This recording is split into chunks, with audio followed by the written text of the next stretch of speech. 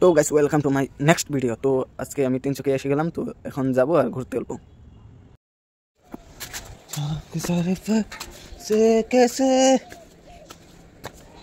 ओ रोहित, ओ वाह गाइस, देख लो जरा मेरा हम जहाँ पर है, देख लो गाइस।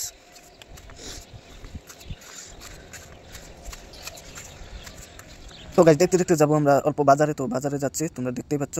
তো গাইস দেখ लो गाइस।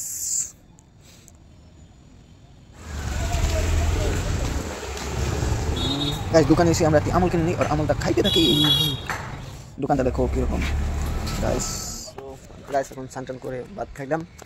তো এখন আর কি কাম তো নেই আজকে, তো সাইডে তোমাদেরকে দেখাচ্ছি কীরকম। এই দেখো গাইস, আজকে কাম নাই, তো এমনি বসে আছি। তো কী করবো, তো তোমাদেরকে দেখাচ্ছি কোন জায়গায় আমি থাকি। তো এখানে আমি থাকি। ফাইনালি রাত হয়ে গেল, তো বাই বাই। নেক্সট ভিডিওতে তোমাদেরকে আবার দেখবো গাইস।